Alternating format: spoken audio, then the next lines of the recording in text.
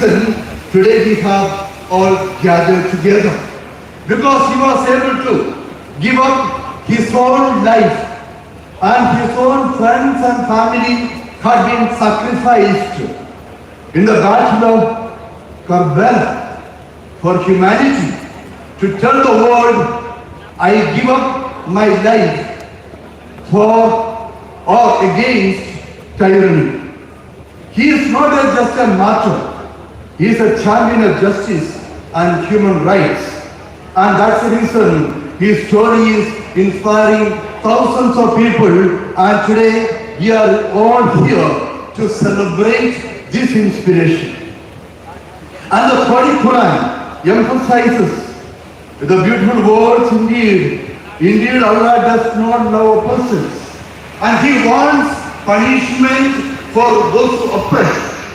My dear friends, today as we are gathering together, we also see lot of religious leaders today. Look at the world today. The war, the oppression, and the cry of the poor, irrespective of having millions of churches, millions we have the mosque, the gurudwaras, the religious places, but still we are not peaceful. Still oppression is happening. Still we have seen, the religious wars across the world. Today the world is celebrating wars in the name of religion, in the name of God. The gods are fighting on the streets. And I am really ashamed to wear this dress today, not because of anything. As a religious leader, am I doing the best? As a religious leader, am I doing my duty? As I mentioned, today we need to have the religious leaders or the Catholic Church, the Christian leaders, the leaders of Muslim, countries, and we have also the Hindu religious leaders are there. I think they have to come with their Quran, the Holy Quran. They have to come with their Bibles. They have to come with their Vedas. They have to come with the teaching of Buddha and the Mahabharata and the holy books of Sikh. And we need to sit together. I'd like to tell you one thing, and I'm not frightened of telling this, because we have a leader, the Husain, who was not frightened. Today we have given the Holy Bible, the Quran, and also we have given the Vedas and the teaching of Buddha to the political leaders. And that is going to be dangerous. The Quran and also the Bible and the Vedas cannot be interpreted by the political leaders. They should be interpreted by the religious leaders.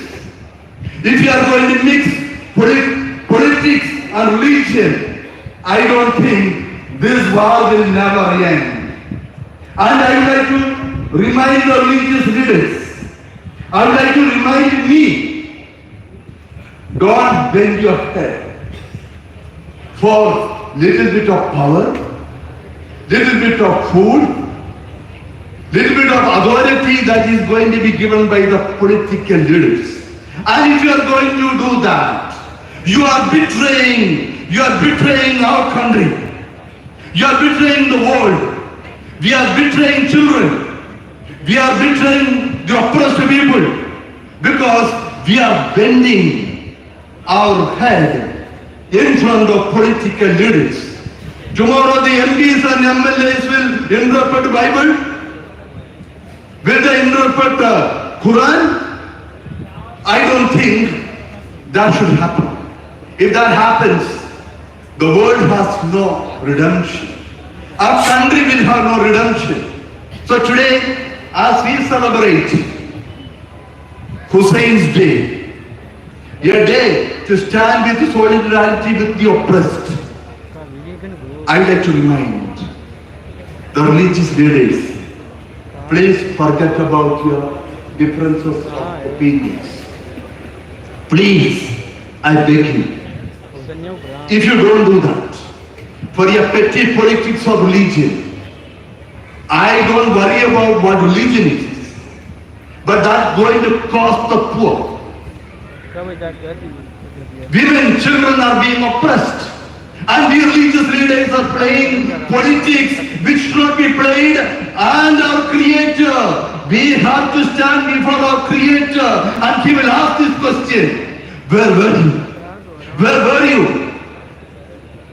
You stood for your power and position and the dress that we wear, and He will ask us, and we have to be like shameful people, bend before Him and ask, sorry God, we betrayed you and betrayed our country and betrayed the world.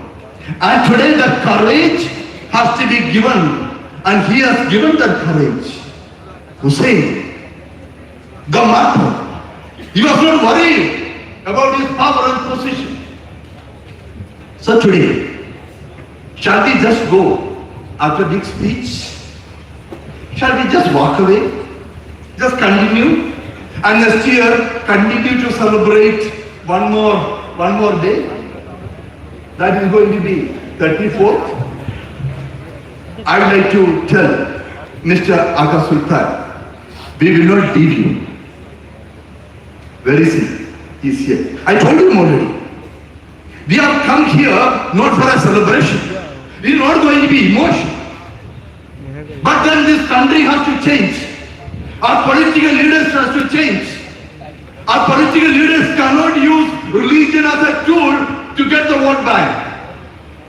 I am not worried about whether it is a BJP, whether it is Congress, whether it is going to be JDS, any other political party. If that is going to, and if we are going to succumb to that, India has no redemption. The world has no redemption. And we religious leaders continue to use this dress for power and position and money. And the God who is going to judge you. And He will stand before you and judge you and tell, you have not done your duty. So I conclude. Religious leaders, please let us come together. Let us come together with our Quran, our Bible, our Upanishad, and the teaching of Buddha and Mahavira. Let us come together.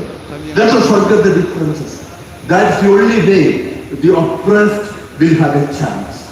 The poor will have a chance. Otherwise, we'll continue to build temples, and hundreds of temples will be built. The mosque will be built. The churches will be built. And the religious competition will continue. And the poor will be continue to be oppressed. So, Sultanji, you have to come back again and sit together and say, yes, let us work together for a country that is a country where the harmony and love changes. Thank you, sir.